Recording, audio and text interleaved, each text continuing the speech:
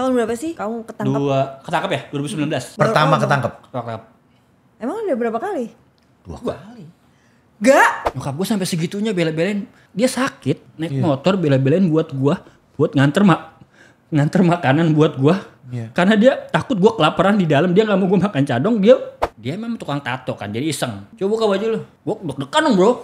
Wah takutnya. Iya. Maksudnya tato itu? Ayat itu lah. Itu di penjara. Semua di penjara. Di Rutan Salemba itu gue pikir gue bisa dibina kan. Tapi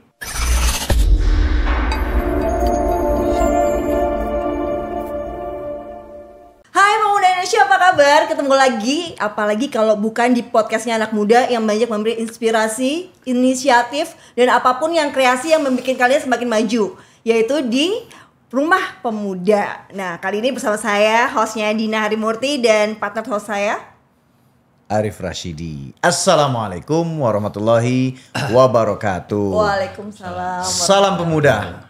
Speed, smart, solid. Pemuda Indonesia, kali ini kita akan kedatangan narasumber atau tamu. Sahabat saya, seorang aktor tampan, sudah membintangi beberapa film. Sebut saja ada filmnya The Love bersama Rebecca Regiment, terus juga The Witness dan Rumah Malaikat. Namun sahabat saya itu sempat terjerumus ke dalam dunia glamor selebriti sehingga akhirnya terjerumus menggunakan narkoba. Ntar dulu, ini kamu ngomongin sahabat saya, dia sahabat aku juga loh. Loh iya, sahabat kita Berarti semua. jangan sahabat saya dong, jangan salah di sini, sahabat kita. Tapi ntar dulu, dia ngakuin kita sahabat atau enggak? Iya. Jadi kali ini yang kita akan membahas adalah bagaimana seorang aktor yang sudah terjerumus menggunakan narkoba ditangkap, bebas menggunakan narkoba lagi, namun sekarang beliau hijrah. Masya Allah. Aku tambahin. Lanjut, langsung aja. Iya. Penasaran kan siapa beliau ini? Kita langsung sebutkan. Aku manggilnya apa ini ya? Kalau aku mau manggil kakak atau apa? jangan, nih? manggil aja adik. Agung Saga. Agung Saga. Tepuk tangan. Apa kabar? Baik Dina, baik Bro Apa Rashid. kabar Agung? Masya Sehat ya? Allah. Alhamdulillah. Masih awet muda aja ya?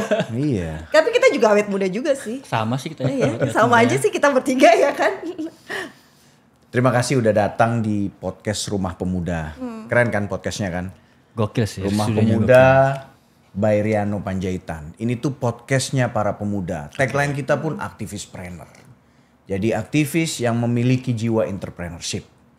Makanya kali ini kita menghadirkan Agung Saga ini karena kisahnya yang sangat, yang mungkin bisa menginspirasi. Tadi kan Dina sampaikan kan bahwa podcast Rumah Pemuda itu podcast yang inspiratif. Benar. Sehingga menjadikan pelajaran buat para pemuda di luar sana. Dan tentunya mungkin nanti kita bisa membahas detail tentang kilas balik perjalanannya. hidup seorang Agung Saga. Sampai terjerumus narkoba. Lu tuh dulu inget banget gua. Lu bilang sebelum lu masuk di dunia entertain itu, kalau nggak salah ini sebelum masuk ke apa namanya yang kelamnya ya. Lu tuh katanya pegawai toko buku. Iya. Coba ceritain. Jadi awal karir gue tuh nggak niat sama sekali merantau ke Jakarta dari Cikarang. Yeah. Oh Cikarang merantau, Cikarang ke Jakarta merantau Apa ya. sekarang aja Bekasi juga merantau. Merantau gitu kan ke Jakarta. And then ya gue tinggal di rumah saudara gue, terus ngelamar kerja, dapatlah di toko buku Gunung Agung di Kelapa Gading.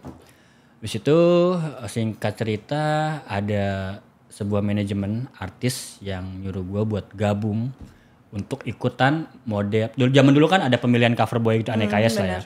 Karena zaman dulu itu mau jadi artis tuh harus melewati proses itu dulu kan. Akhirnya awal-awal gue nggak mau karena kan takutnya penipuan atau gimana kan. Cuman setelah dia ngobrol begitu, gue nolak. Besokannya dia bawa teman-teman manajemennya. Jadi itu yang bikin gue kayak yakin jadi ini bener gitu kan. Akhirnya ya bismillah gue resign dari toko buku, gue ikut manajemen itu dan alhamdulillah langsung juara favorit 2008 tuh. Perjalanan Agung Saga sendiri nih dari model Ya, kan dari kita model, hampir dari sama ya. Sama kita ya. Kan? Dari majalah enggak ya? juga. Oh, enggak. Saya juga sama. Nah, kalau kita Model di aneka, Mesir. kalau kita aneka dia gadis ya. Dia majalah gadis kayaknya bukan ya? Enggak ya. Oh, Enggak salah. pernah. Oh, enggak pernah. Ya kan dari biasanya kan step-stepnya ada tuh enggak. Oke. Ya kan dari kita model majalah dulu terus untuk terjun ke TV-nya itu gimana? Ya, jadi zaman dulu itu semua PH itu datang ke kantor NKS buat ngadain casting, audisi gitu kan. Akhirnya casting gue di situ dan alhamdulillah dapet FTV pertama langsung ya bareng Adipati Dolken waktu itu. Kita masih cukup banget lah, masih naik motor, masih yang naik bis gitu kan buat ke lokasi syuting gitu. Terus gue pikir setelah itu tuh gue bakal lebih mudah kan masuk ke dunia entertain segala macam karena gue udah dapat peran nih gitu kan. Ternyata nggak semudah itu. Sempat nggak ada job, akhirnya gue kayak terima peran-peran kecil aja, sempat jadi figuran juga gitu kan segala macam sampai 2 tahun. 2010 tuh gue 2 tahun itu gue kerjaan gue ya kalau nggak syuting gue casting selama 2 tahun itu sampai pada akhirnya gue kayak nggak bisa gini terus menerus nih, gue capek, gue lelah ya kan, nggak pernah naik itu, nggak pernah dapet film, nggak pernah dapet ini, ngapain juga ya kan, cuma jadi figuran doang, cuma jadi peran yang 1-2 dialog doang gitu kan. And then gue bilang sama nyokap gue, mah udah ya stop buat berkarir di Jakarta, AA pulang, AA manggil ya, AA pulang ke Cikarang udah, jadi ini aja lah, jadi karyawan pabrik, ya kan, sekarang kan di Cikarang pabrik semua ya Pak, jadi otomatis gue kayak udah pesimis, udahlah jadi karyawan pabrik aja lah gitu, ngelamar kerja gitu kan. Bokap gue ngomong gini, kamu bodoh sekali, kamu nih udah basah, kenapa nggak nyelam sekalian? Ya kan? Badan kamu ini udah basah gitu, kenapa nggak nyelam sekalian? Udah kamu kasih, ayah kasih waktu setahun lagi buat apa-apa, tenang aja, ntar misalkan emang ibaratnya kayak kekurangan akomodasi segala macam, ntar ayah support lah gitu kan, transfer lah segala macam. And then gue coba lagi, nggak lama bro, dari situ 2 bulan gue casting lagi dapat film The Love. Oh itu The Love tuh yang pertama itu. The Love tuh sama siapa ya? Aurelie Merman sama Rebecca Desmond. Rebecca itu. Ya. Jadi sempet lu desperate, mau balik lagi jadi karyawan. Jadi ya dia. Dang, 2 bulan setelah itu dapat film pertama. Film pertama gue. Gokil. Apa itu juga setelah film pertama itu lu sudah mulai? Oh enggak, itu jauh banget. Ini kita udah mulai mau masuk ke. Itu jauh. Udah coba-coba. Belum. Itu belum. Itu gue masih lugu banget bro. Masih lugu banget. Masih suci. Masih suci. Gak suci juga kali ya bukan iya, ya. Karena masih polos. Masih polos. Remaja Cikarang gitu yang hijrah masih gitu loh. Masih polos lah ya, Masih lugu polos. ya, lugu ya. Masih lugu. Jadi ya gitulah pokoknya. Oke, Din. Ini kan tentang tadi mau kita kulik detailnya hijrahnya seorang Agung lu tuh Agung Saudaga apa Agung Jadi Saga? nama gue Agung Saudaga. Cuman pas film The Love kata sutradaranya lu mesti ada nama apa ya? Biasa kan kita kan ada nama ini kan. Iya.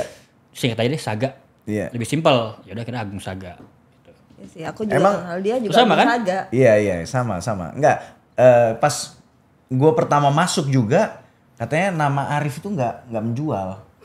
Kebetulan di belakang gue tuh Rashid kan, terus akhirnya Rashid doang katanya kurang katanya. Terus ada Ali bokap gue kan, Oke. ya udah Rashid Ali, ya udah akhirnya Rashid ya Ali. pasti gitu kan. Iya. Cuman Jadi kan Agung kalau Saga. setahu aku kalau Rashid Ali ini kan penjahat terus nih. Kamu perannya apa waktu itu? Saya sama ya, maksudnya enggak, gue kebanyakan itu kalau Penjahat di juga? FTV sinetron tuh orang ketiga, penjahat, bajingan gitu kan. Bajingan. Yang orang apa selingkuhan Iya, gitu iya, kan. iya. Cuman kalau di film, gue alhamdulillah selalu peran utama dan itu karakternya beda-beda kan. Ada yang pernah jadi orang cacat, yang di rumah malaikat. Tapi di Love itu keren, gue udah nonton. Di Love itu keren. Action. Film action kedua setelah merantau dulu. Bro, kita minum dulu lah, kita tos dulu lah. Sebelum kita makin hot ini. Tos. Oke. Ini air jam-jam kan? Enggak, kopi. Air jam-jam. Karena sebelumnya host di sini itu selalu tos. Makanya tos keren. Bro, bisa nggak lu ceritain pertama kalinya lu bisa terjerumus? Kita tahu lah di dunia entertain itulah ya. Gegap gempitanya, glamournya. Bahkan kalau bisa ya kita walaupun gak makan yang penting kelihatan kesohor ya kan. Kita Gengsi lah, gengsinya, parah. kehidupannya, clubbing atau apalah. Kan istilahnya tuh dulu tuh kalau sleep, acting, clubbing, repeat. Jadi itu aja kerjanya. Enggak, sleep, gym, clubbing, acting, repeat. Jadi itu aja. Iya. Bisa nggak pertama kali lu masuk ke dunia kelam ini ya, sampai bisa lu pertama kali nyoba narkoba sebelum lu ditangkap? Bisa jelasin? Jadi dari tahun 2010 film pertama, film kedua The Witness. Nah ini nih, The Witness ini film yang gua rasain tuh sampai nangis gua, karena ini film gua kayak ngomong begini loh, gila ya gua orang Cikarang bisa ke Filipina loh. Ini film pertama gua di Filipina. Jadi kita syuting 2 negara, Indonesia dan Filipina, dan kerjasama juga sama pihak Filipina sama aktor Filipina juga, jadi kita mix lah ya, dicampur kan.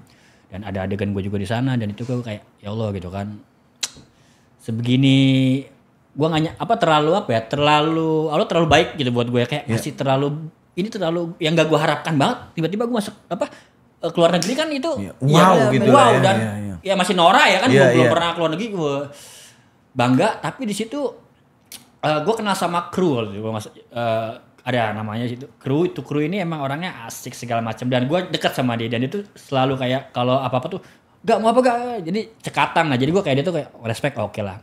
Ternyata ya orang ini yang justru yang menjerumuskan gue, bukan menjerumuskan ya, jadi kayak kelar syuting nih kita di Ancol, gak ikut yuk, intinya dia ngajak lah gue ke zaman dulu kampung Ambon. Tahu kan kampung kampung Ambon, gue diajak ke situ. Itu pertama kali itu. Terus tapi di situ gue nggak yang apa ya, udah ngerasa kayak pengen lagi, enggak, karena pas ngerasain pertama tuh kayak apa sih ini gitu kan, belum ini kan. Terus yaudah nextnya gue nggak ketergantungan, masih biasa aja. Terus syuting lagi segala macem. Ketemu-temunya tuh pas gue kenal sama teman-teman yang hobi clubbing. Zaman dulu kan stadium, bro. Bilik, segala macam. You name it lah, semuanya. So kelar syuting pasti ke sana ya kan. Datang Jumat, pulang Senin. Nah, Selasa syuting ya kan. Biasanya gitu tuh, Selasa syuting ya kan. Jumat, Sabtu, Minggu udah pasti di sana. Nah, itu awal-awal kehancuran gua mengenal narkoba. Gitu sih. Pergaulan. Tapi kamu gak mikir kan di awal kamu tuh surprising, kamu kayak Allah tuh terlalu baik banget nih ngasih aku.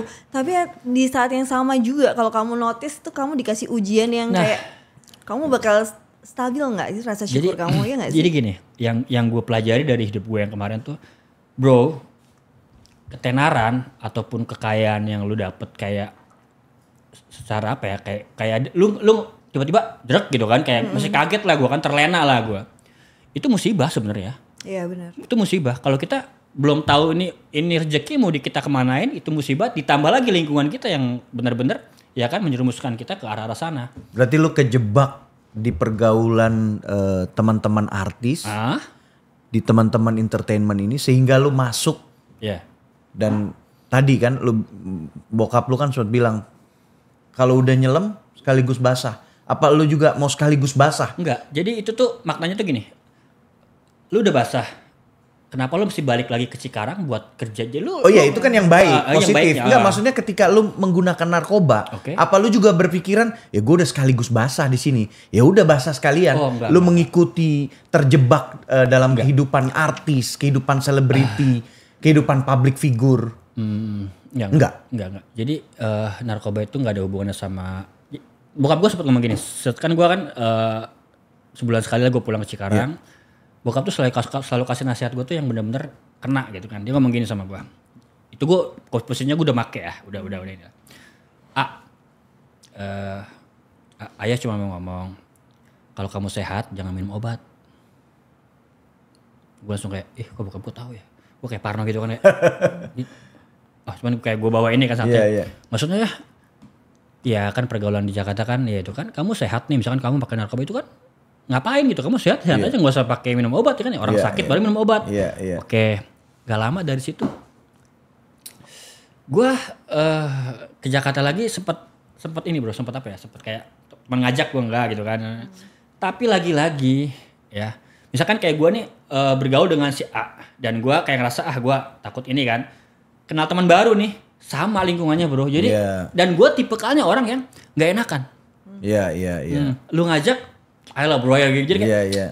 lu nggak asik lah gitu kan. Gue kayak, ya. Gue orangnya gak enakan. Dan itu salah.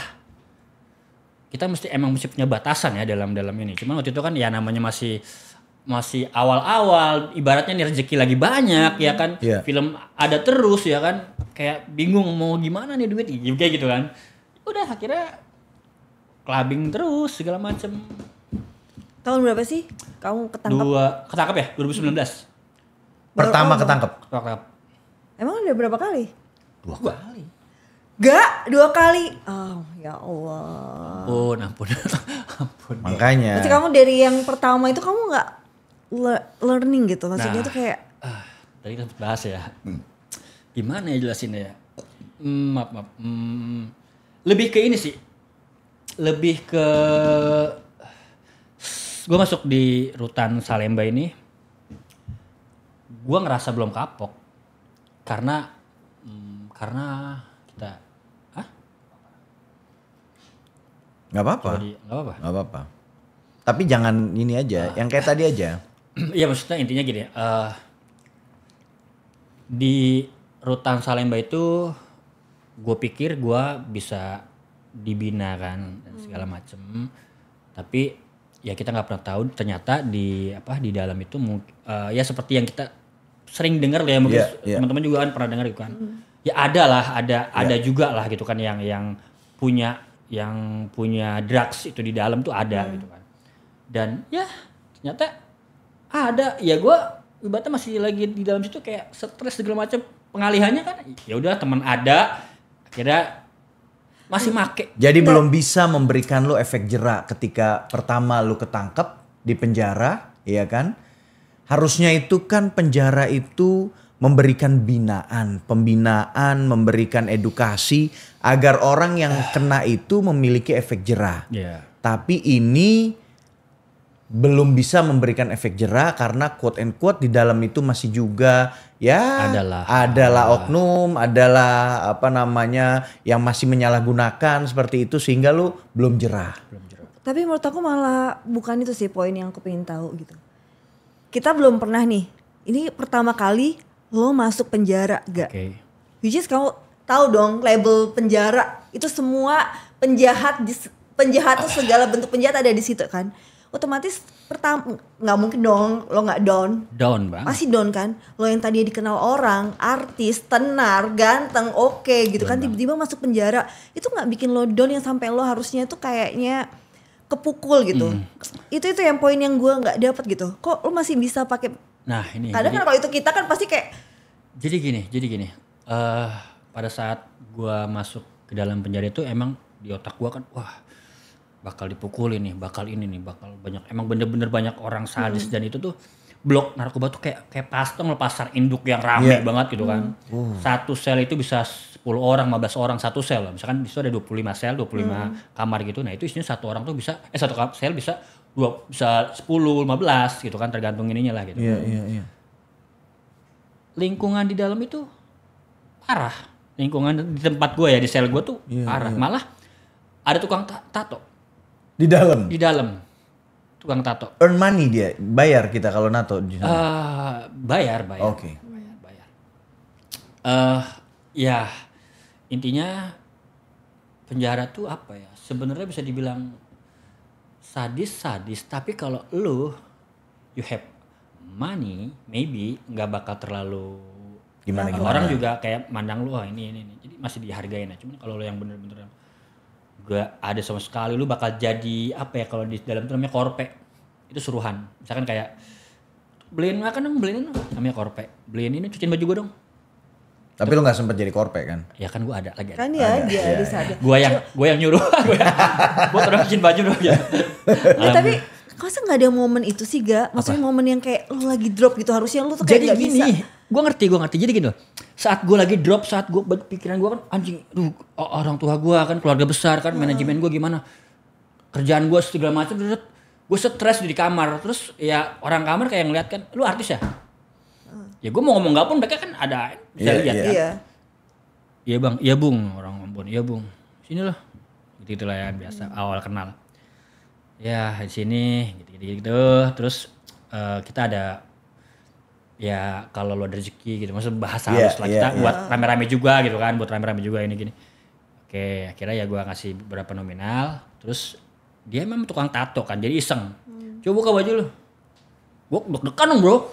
Wah takutnya. Iya. Jadi bayangan kita kan kayak di film-film yang Vino G. Bastian tuh yang serigala. Anjing gue bilang ya Allah gitu. Gue sumpah itu kayak gue berantem nih gitu kan kalau udah masalah ini ya kan. Mau ngapain bang? Bacot ya gitu-gitu lah. Kita adu argumen. Gue buka baju. Kok badan lu gak tatoan, lihat semua deh di kamar nih. Tatoan. Yaudah sini lo tato. Maksudnya bang di mana? Gue diajak ke, jadi nih ruang ini kan ada di dapur itu dibagi sekat 2, nah satu ruang tato, satu kamar mandi. Di situ gue. Ngapain bang? Udah lu diem aja, lu mau apa? Mau apa? Lu mau gambar apa? Saya tato, saya nggak pernah tato. Udah lu mulai marah dia kan? Kayak udah gue kayak yaudahlah oke. Tato. Tet ada 5. Jadi yang di sini itu la haula wala quwata illa billah. Karena gue mikir gini bro, gue bingung. Aduh ya Allah. Itu. Maksudnya tato itu. Ayat itu. La itu di haula penjara. wala quwata Semua di illa penjara. billah. Itu dia yang bikin. Dia yang bikin. Bagus lagi. Barcode. Sini ada lagi. Langsung dalam satu kali tato atau enggak? Enggak. Jadi gini loh. Ini orang emang sarap. Jadi misalkan udah kelar nih udah, terus anak-anak yang lain nih gitu kan. Dia lagi pengen sini loh. Gitu. Enggak terus apa ya? Enggak, itu kan la haula apa tiba-tiba. Jadi gini, gue lagi baca ayat. Maksudnya gue kan anak baru nih. Kayak baca itu ada buku-buku lah, gue lagi baca kayak sambil deg-degan kan anak baru kan, gue takutnya ntar ada dikerjain apa lagi, takut dipukulin gitu segala macam kan. Gue baca ya Al-Quran gitu kan. Bukan Al-Quran, kayak ya apa sih hadis-hadis gitu. Iya. Tiba-tiba ada ayat ini nih ya kan, la haula wala quwata illa billah. Apa sih artinya? Tidak ada daya dan upaya kecuali hanya pertolongan Allah. Panggil sama dia. Pas banget. Enggak. Ya bang. Sini lo. Aku. Panggil. Sini gue mau buat tatoin lu lagi. Ya udah gue bilang ini ya bang. Sini. Oke. Udah. Dan gue emang gak pernah niat. Gue sampai pas pulang dari penjara dimaki-maki gue sama nyokap bokap karena kan mereka nyokap gue tuh kan ustazah lah. Suka ngajar ngaji di rumah. Dimaki-maki gue. Kamu ya gini. Terus gue balikin. Ya kalau misalkan gak ini ntar dipukulin ini gimana? Langsung diem. Iya. Gimana ya? Jadi terpaksa ya. Tekanan di penjara tuh parah bro. Tekanan sebenarnya parah. Berapa lama sih waktu itu di penjara yang pertama? Yang pertama 1 tahun 7 bulan. 1 tahun 7 bulan. Bebas 5 bulan. 4 bulan ya? Bebas 4 bulan. Masuk lagi. Saga. 2021 ya? Gimana sih? Itulah dia. Entar dulu. Kalau nggak salah itu waktu awal lu ketangkep itu kalau nggak salah gimana itu waktu itu ketangkepnya itu? Ya jadi gue ini emang udah error dalam artian gini loh. Sejak gue intens make narkoba jenis sabu ini, misalkan kayak ada callingan buat syuting, gue alasan sama manajer gue nggak bisa besok mau kondangan lu gitu lah. Gue banyak cuman alasan. gara-gara lu mau make Dan juga kalau misalkan gak make, misalkan kayak basiannya kan kita badan lemes kan. Iya. Ada casting dan casting ini recast ini film gue pasti dapat ibaratnya kayak 70% lu pasti lu gak lu udah diinin. Aduh mas saya gitu loh. Jadi bikin kita tuh kayak ansos. Iya. Bikin hubungan dengan semua tuh hancur. Persahabatan gue hancur. Sama manajemen keluarga pun hancur. Gue ngerasa sejak gue make ya. Bro Cikarang Jakarta paling berapa menit sih bro? Iya. 6 bulan sekali gue pulang. Gak pernah. 6 bulan sekali. Gue paling ngirim duit aja ke nyokap kan. Iya. 6 bulan sekali gue pulang. Dan lu diputusin sama cewek lu kan? Iya. Gara-gara itu. Tahu nggak dulu sama siapa? Jangan bro, Penyanyi terkenal loh. Jangan bro, jangan. Oh jangan ya? Jangan ya? Oke. Itu diputusin gara-gara masuk. Kita nggak akan nyebutin cewek iya. itu. Tapi gini. Diputusin gara-gara masuk penjara. Atau gimana? No. Tanya apa? Ya itu diputusin. Skip jangan masalah. Iya, jangan. Ini sensitif soalnya. Dia sempet ini, pokoknya pacarnya tuh, ini jangan masuk dulu ya, ini nanti nih. Pacarnya tuh adalah penyanyi. Ya udah hijrah. Oke lanjut ya. Oke. Iya, tadi udah ya. Kita nggak akan nyebutin. Maksudnya cuma pingin tahu aja diputusin cewekmu gara-gara masuk penjara atau gara-gara kamu nggak berubah. Jadi gara-gara make itu kan? Jadi gini, saat gue make, gue bukan jadi Agung Saga, gue jadi pribadi yang lain. Gue sering marah-marah sama dia. sifat gue berubah sampai dia kayak nanya kamu tuh kenapa sih, aku salah apa sih gitu kan, emosi gue tuh kayak gak terkendali ya kan. Gue pernah berantem sama dia masalah sepele, gue sampai lempar-lempar barang bro di apartemen, hancur semua gitu. Itu tanpa gue sadari kayak apa ya. Dari situ dia mungkin dia mikir kayak, tapi dia nggak tahu gue kayak nggak tahu. Dia cuman kayak ternyata ya kayak udah berubah nih gitu kan. Akhirnya dia mutusin buat ninggalin gue. Dan yang gue bilang tadi kan, jadi drugs ini merusak semuanya, hubungan persahabatan, percintaan, sama pekerjaan orang tua, semua berantakan. Bahkan waktu itu yang gue denger itu ketika dia 4 bulan bebas ketangkep lagi, produksi film lu berantakan gara-gara lu. Jadi lu ngerugiin diri lu ngerugiin orang lain. Lu sadar kan? Sadar. Ya.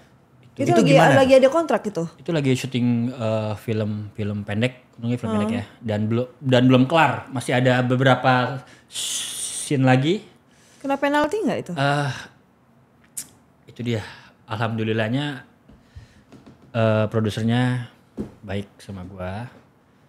Tapi kemarin tuh sempat ini sih dia bilang, enggak nanti kalau kita emang ini mau jadi ditayangin lu mau nggak? Gue bilang nggak usah dibayar gua tanggung jawab sama yang kemarin gitu kan.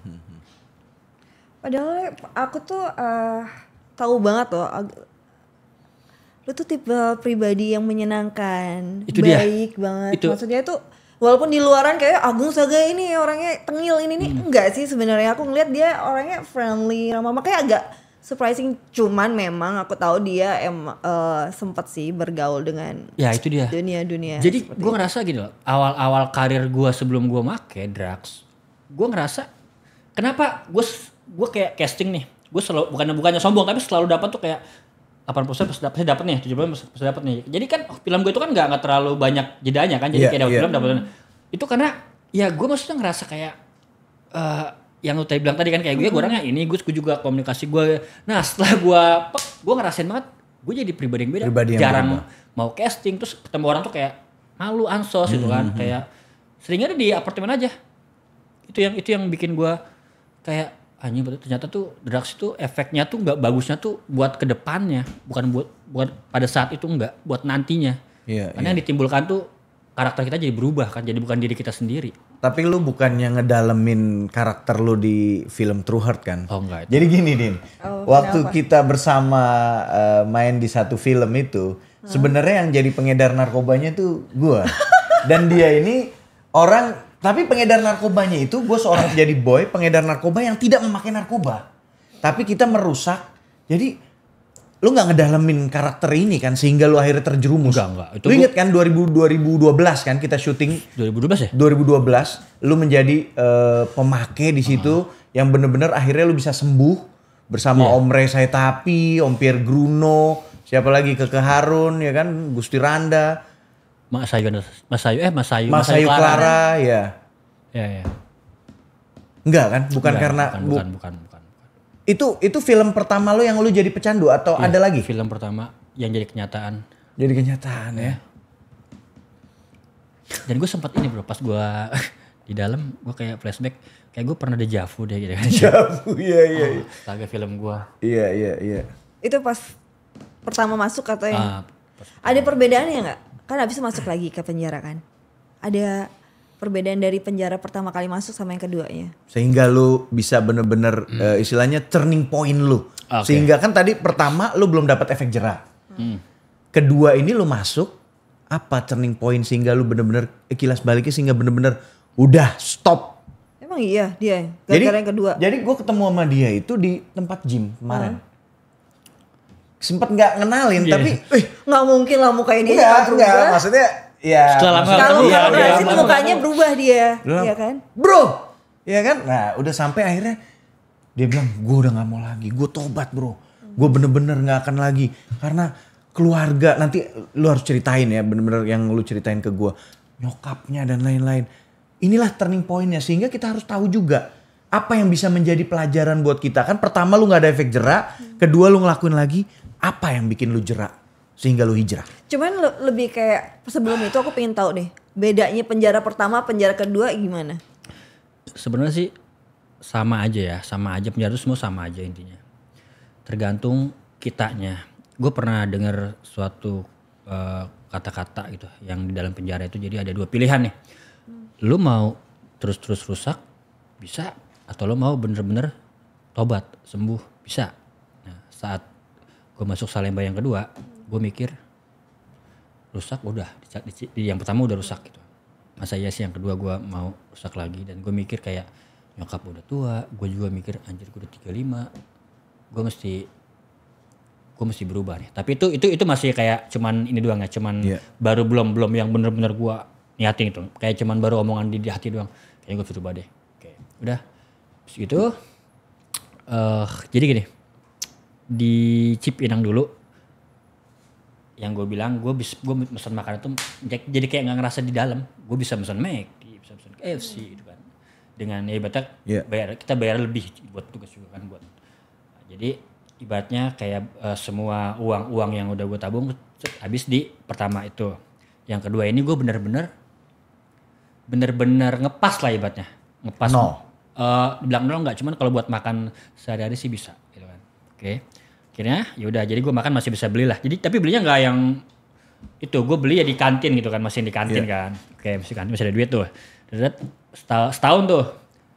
Kan gue 2 tahun 7 bulan. Nah setahun yang kedua ini itu masa gue bener-bener gue harus berubah. Gue harus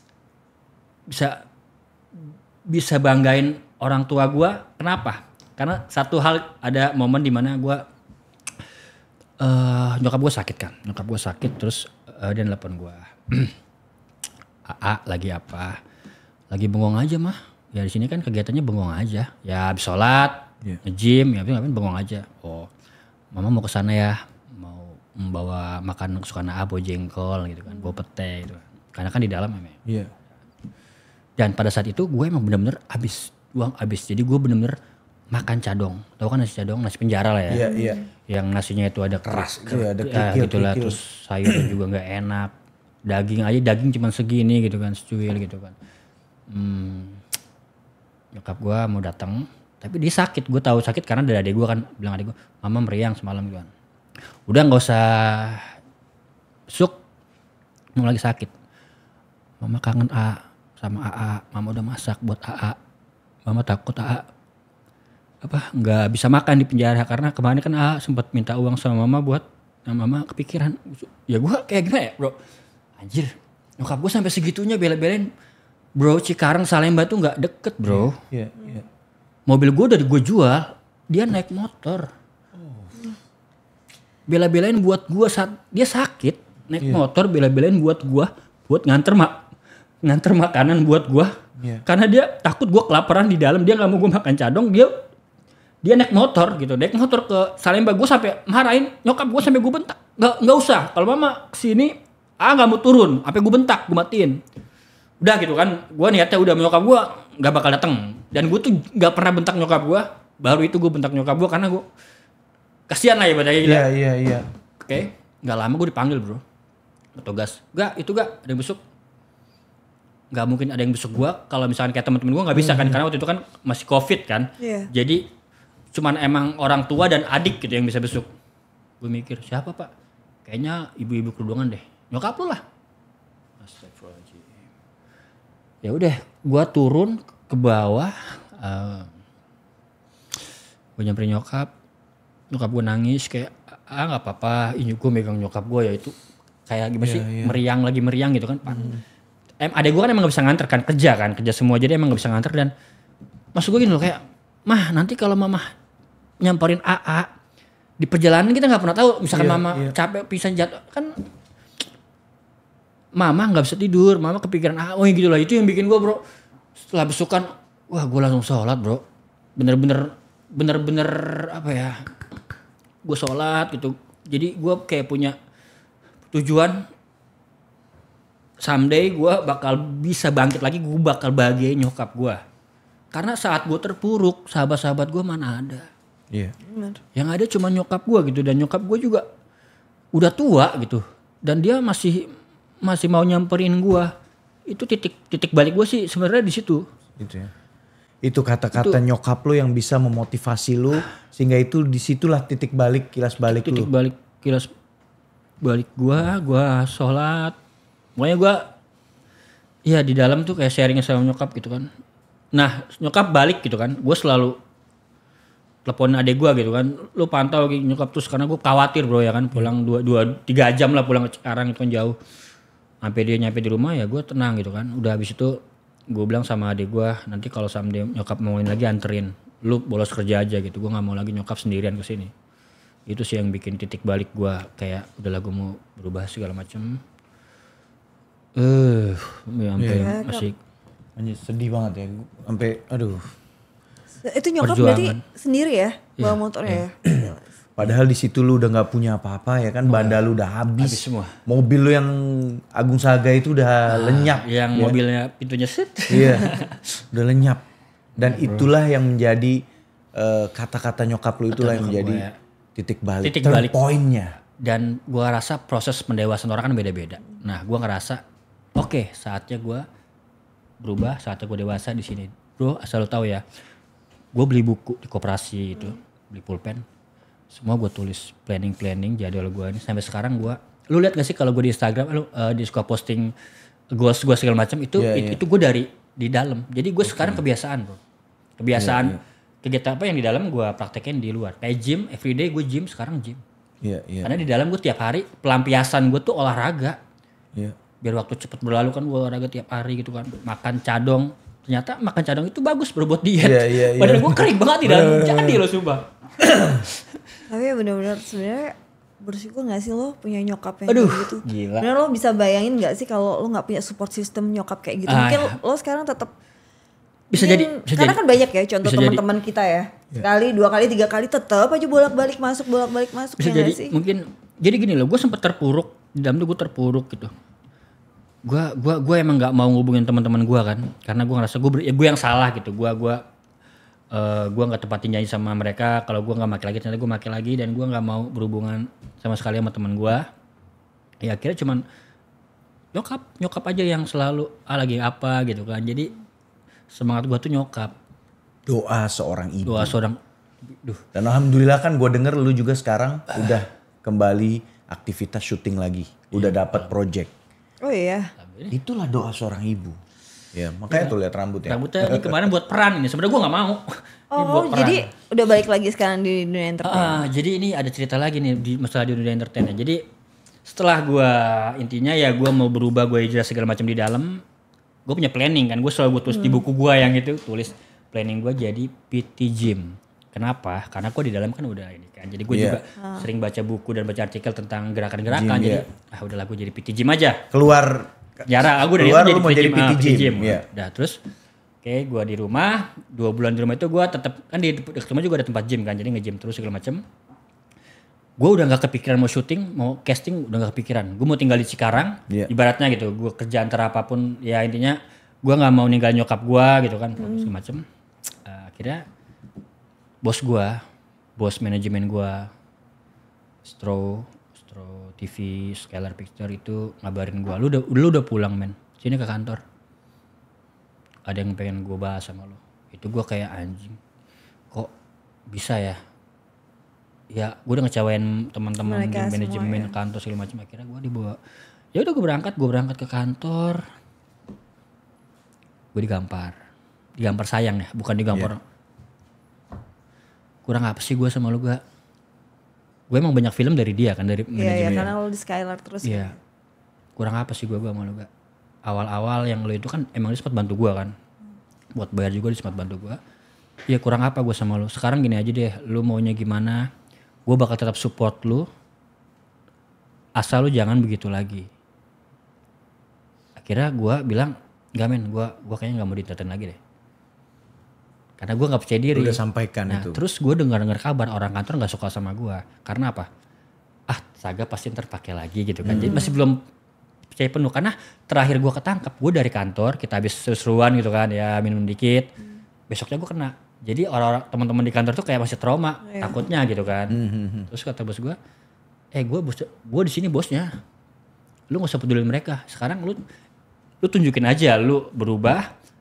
Lu kalau emang lu gak sibuk lu ke kantor, kalau kita ada project lu syuting sama kita. Itu yang bikin gue semangat lagi buat di dunia entertain. Akhirnya kemarin dapat series kan dari kantor, ya gue syuting lagi. Bro, gua zaman dulu syuting ya. Sok artis ya kan. Iya. Gua nggak pernah tepat waktu bro, telat terus. Anjir ya kan, sok ada kan apa kita apa sindrom ya apa? Iya. Star syndrome ya kan. Sok banget lah gua zaman dulu ya kan, sombong segala macam gitu kan. Kemarin bro gue syuting, callingan jam 9, gue datang jam 7. Saking kayak ini gua mau nunjukin ini gua saga yang baru. Iya. Agung Saga yang baru. Gue mau baru. disiplin. Gue datang selalu dan gue rasain sekarang tuh hidup tuh dulu emang gue oke lah punya mobil gitu kan, tapi gue nggak ada rasa syukur. Itu yang gue rasain. Sekarang gue naik motor gue kayak gue enjoy, gue selalu bersyukur. Itu ternyata kunci hidup tuh ya bersyukur. Iya nggak sih? Lo bersyukur masih dikelilingi orang-orang baik. Nah itu dia bro. Keluarga yang mensupport lo. Itu. Karena nggak semua sih punya kesempatan Nggak, yang itu sama. dia kesempatan yang aduh. Ya banyak lah kan contoh dari teman-teman kita sendiri ya kan. Mereka nggak punya support system yang bagus juga. Jadi tetap bisa terjerumus di dalamnya itu. Harapan gue sih lu tinggalin masa lalu lu buka lembaran baru as a new Agung Saga. Iya kan? Udahlah. Kalau memang ada teman-teman lu yang menjerumuskan atau apa, tinggalin. Udah, lu fokus goals lu yang tadi lu tulis itu, lu fokus. Gue yakin semoga ini adalah titik hijrah lu dan lu bener-bener gak terperangkap lagi ke lubang yang sama ketiga kalinya. Bodoh men. Kalau lu kedua kali aja udah bodoh, apalagi ketiga kali. Dan bro, hey, lu harus pikirkan nyokap lu, orang tua lu. Nyokap. Itu. Belum bisa memberikan cucu kan? Itu dia kan. Kayaknya ya mungkin ya, tapi kita nggak bisa ini juga ya. Mungkin pernikahan ya mungkin yang bisa nanti mengerem gue, dan juga gue mungkin ada kalau pulang tuh ada tujuan gitu kan. Jadi gue nggak kayak ya secepat mungkin gue bakal cari. Jadi sekarang tujuannya nggak mau pacaran gue ya. Dapat yang cocok ini yuk kita langsung nikah. Bismillah kita nikah. Bismillah. Iya. Benar. Rezeki kan udah diatur ya. Katanya kalau kita nikah rezekinya bertambah. Betul. Benar emang. Betul. Ya kan? Bro, kita doain sukses lu selalu. Amin bro, amin. Semoga lu bisa menatap ke depannya tanpa narkoba. Itu barang haram itu udah jelas-jelas merugikan lu, merugikan orang lain. Untung lu masih dikelilingi oleh orang-orang baik. Orang yang baik. Kalau semuanya kan hari ini nih sebagai Agung Saga hadir di tengah-tengah kita semua nih. Dan di sini Agung Saga harus ngerti tujuan kita bikin podcast ini adalah kita menginspirasi banyak anak muda di luar sana dengan perjalanan di hidup kita ya kan. Apa kata-kata yang tepat menurut Agung Saga sebagai seorang Agung Saga sampaikan ke pemuda dan pemudi di luar sana gitu. Yang bikin mereka tuh sadar bahwa mungkin kesempatan ada atau apa gitu. Sampaikan aja. Atau mungkin lo mau bilang bahwa di luar sana yang masih mau coba-coba dengan narkoba ya bisa hancur kayak gue. Intinya lo beri kasih kata-kata motivasi. Jadi kita sekarang berpikir dengan logika buat generasi muda ya. Banyak kok sekarang kegiatan-kegiatan aktif, entah itu tinju yang sekarang lagi happening, entah itu bikin konten membersihkan sampah gitu kan. Itu kan jadi positif dan jadi ladang uang juga kan, pemasukan juga. Jadi banyak hal positif yang bisa kalian ambil. Kalau kalian masih pakai narkoba, banyak yang akan kalian korbankan. Contohnya seperti gua hubungan dengan teman kalian hancur, keluarga, pekerjaan apalagi. Dan setahu gua yang pakai narkoba edik itu hubungan sama yang udah nikah ya, itu nggak ada yang bener. Semua pasti hancur, berantakan. Dan kita mikirnya misalnya lu udah punya anak, kasihan kan gitu kan. Jadi buat teman-teman kalau mau kalian tetap memakai narkoba, pikir-pikir ulang deh gitu kan, karena itu sebenarnya efeknya tuh bukan sekarang pas kita pakai tapi nanti. Itu jadi mending udahlah sekarang kayak gua nih, sekarang gua udah alihin ke gym bro. Kelihatan sih. Makanya jadi udahlah mending sekarang kita yang benar-benar kegiatan positif aja ya kan. Oke. Thank you Gak. Sobat pemuda dimanapun kalian berada. Tadi adalah pelajaran yang sangat berharga buat kita. Karena narkoba itu bisa menjerumuskan kita, bisa merugikan diri kita, merugikan orang lain. Semoga tadi narasumber Agung Saga bisa menjadi pelajaran buat kita. Dan di luar sana bagi mungkin oknum-oknum aktor, selebriti yang masih menggunakan narkoba bisa stop dan bisa melanjutkan hidup dengan tanpa narkoba. Semoga Agung Saga jadi inspirasi ya, bagi pemuda-pemudi di luar sana. Dan kita ingat satu hal, pelajaran yang saya ambil dari seorang Agung Saga hari ini adalah kita bersyukur kalau ada orang yang masih menjadi support system kita. Dan kalaupun di lingkungan kita ada yang butuh support system kita lah yang jadi orang pertama yang harus jadi support system mereka. Karena menyelamatkan orang itu pahalanya besar sekali. Oke. Thank you ya. Salam pemuda, speed, smart, solid.